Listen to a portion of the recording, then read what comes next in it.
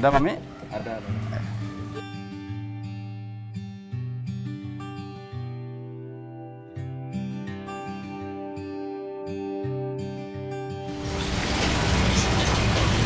Assalamualaikum. Waalaikumsalam. Alhamdulillah kabar baik, sehat. Lagi sibuk apa ini? Menerima tamu dari pagi, alhamdulillah teman-teman ini datangan silih berganti. Konsekuensi menjadi calon wali kota itu harus banyak tamunya. Oh iya, kami menyadari itu. Dari pagi subuh selesai sholat jamaah, kami di Broga, kemudian lanjut ke sini sampai dengan saat ini sekaligus mempersiapkan kedatangan dari TV 9. Saya ingin banyak berbincang sebelum kita masuk nanti kenapa alasan Mami untuk mencalonkan diri sebagai calon wali kota Mataram. Saya ingin flashback kembali. Kita ingin mengetahui karena ini bisa menjadi referensi juga bagi semua kalangan. Sebenarnya mulai dari masa kecilnya Mami itu seperti apa? Kalau saya bacakan dari profilnya Mami itu adalah lahir dari seorang orang tua sebagai petani dan kok bisa seperti saat ini. Baik, terima kasih. Jadi saya lahir dari orang tua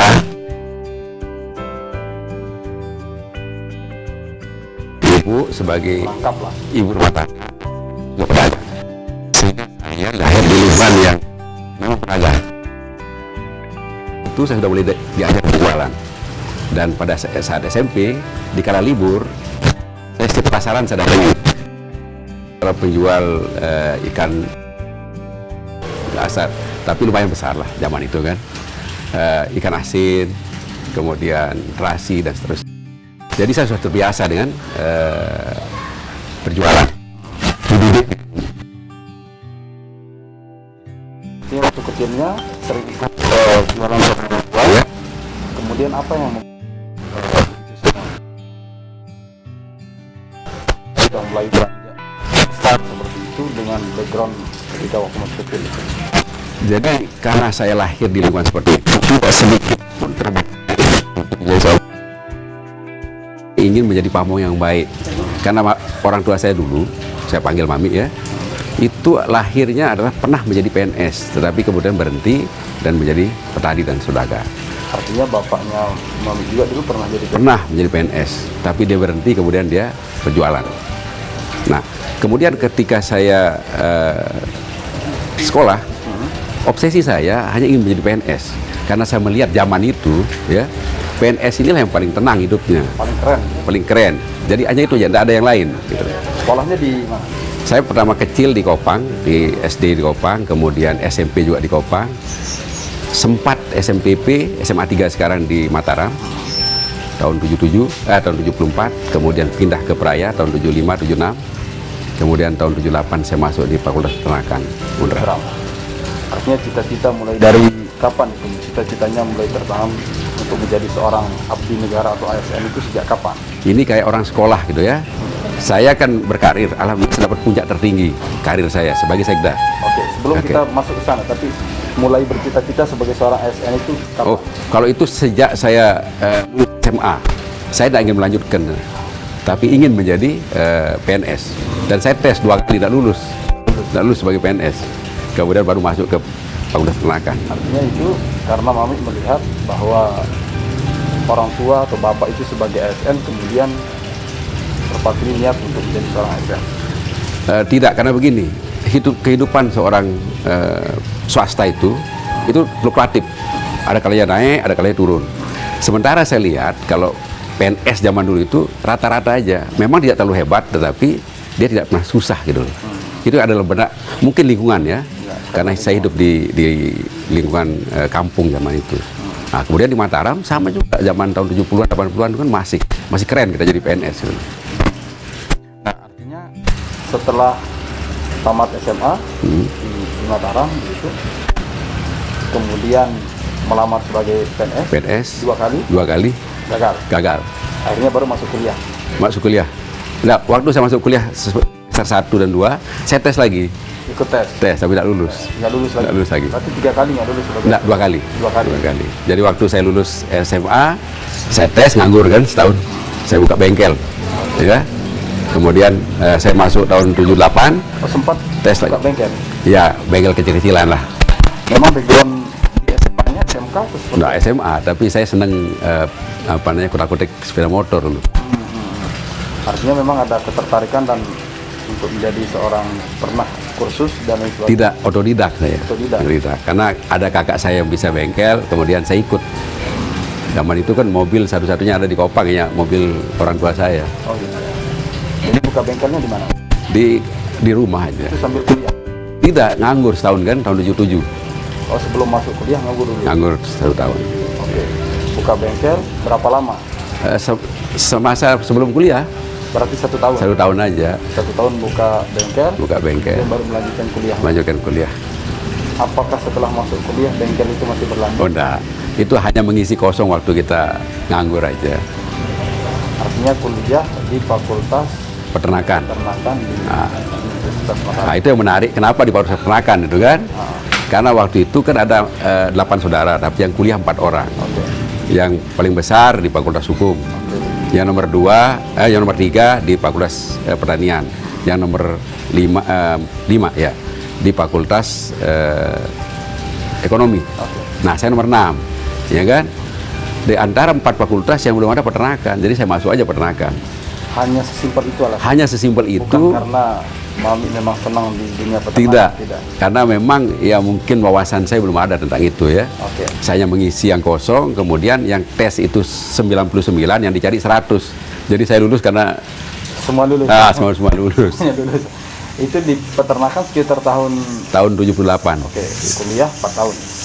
4 tahun setengah. 4 tahun Karena setengah. memang di antara 99 itu 5 orang yang pertama lulus ya termasuk saya. Tapi betah di dunia? Ya. Meskipun memang pilihan peternakan itu adalah karena di keluarganya Mami belum ada yang memilih itu, dan betah kuliah itu atau? Tahun pertama rasanya saya masih ingin keluar dari sana. Tetapi rupanya sedikit berpihak dengan begini. Ada perpanjangan tahun 78 itu kan, ya 79. Dari Januari kemudian kurikulum berubah menjadi bulan Juli. Nah, ada perbaikan nilai tahun 78 itu, saya dapat beasiswa. Nah, dari beasiswa itu kemudian saya bisa beli sepeda motor. Mungkin karena saya punya sepeda motor ya, kuliah saya sekencang sepeda motor itu larinya. Akhirnya di peternakan pun kencang gitu. Alhamdulillah. Sudah mulai menikmati. Saya tidak menengah, tetapi alhamdulillah saya termasuk mungkin yang 5 orang yang tamat pertama dari Lulus pertama 9 di peternakan. Iya. Tapi selama di peternakan itu apa yang didapatkan? Nah, setelah saya masuk di peternakan itu semester 2, 3 baru saya menikmati. Ya, kenapa saya menikmati? Saya praktik di rumah, saya praktik, saya di luar pun saya mencari referensi lain. Saya pelihara ayam, saya pelihara sapi gitu kan. Akhirnya mulai saya menikmati itu. Ya, tetapi rupanya ketika saya lulus tidak selinier ya, harus belajar di peternakan. Saya masuk di Bapeda, Provinsi NTB sebagai tenaga Sebelum kita masuk ke jenjang karir yang baik, berarti ketika kuliah di peternakan itu sudah mulai menikmati dan mulai mengimplementasikan ilmunya lah katakan di luar dan terang tentu karena dulu juga pasti masih banyak peternakan kan kampung-kampung ya. Itu bisa untuk seperti apa Mami membagi waktu dengan beternak kemudian kuliah? Beternak itu kan lebih pada mempraktikkan apa yang kita dapat di sekolah, tidak berusaha untuk menjadi tidak semata-mata untuk mempraktikkan. Misalnya kayak ayam kan, saya pelihara ayam potong 10 ekor, pelihara ayam kampung untuk membandingkan aja. Nah, artinya begitu setelah lulus kuliah baru kemudian di jenjang karir mulai Iya. ikut tes lagi. Tidak, saya masuk sebagai tenaga honor, sebagai counterpart ya, pendamping proyek. Honorer dulu. Oke. Ya. Jadi masuk sebagai honorer di instansi Bapeda Provinsi NTB. Bapeda Provinsi NTB. Selama berapa tahun itu? Saya masuk tahun 83, jadi lulus saya bulan Oktober ya, wisuda tanggal 29 tahun 83. Kemudian tanggal 1 November saya diterima sebagai tenaga honor, masuk kan itu. Selama 2 tahun saya honor, kemudian diangkat sebagai PNS. pengganti pensiun di Bapeda Provinsi NTB. Bapeda Provinsi NTB. Waktu itu ditempatkan di posisi apa? Saya sebagai staf khusus menangani proyek bantuan USAID, bantuan Amerika, program pengembangan wilayah sektor pertanian, peternakan, industri kecil. Berarti masih ada kaitannya dengan? Oh ya, sangat terkait dengan itu. Itu berapa tahun mulai di Bapeda? Di Bapeda itu 83 sampai 89. Ya, Hampir 5 tahunan. Oh, 6 tahun, hampir 7 tahun lah di sana. Dan saya, alhamdulillah, luar biasa. Kesibukan yang pertama saya dapatkan karena full, hampir tidak pernah pulang. Kita lembur terus. Pernah ada semacam kayak merasa, oh mimpi saya jadi kenyataan nih. Karena waktu itu pernah bermimpi untuk menjadi seorang ASN, hidup di lingkungan ASN, dan sekarang menjadi ASN. Begitu. Ya fluktuatif. Yang paling susah itu kan begini. Ketika saya berkarir, satu-satunya saat itu ya, di antara angkatan saya, hanya sendiri saya bisa komputer.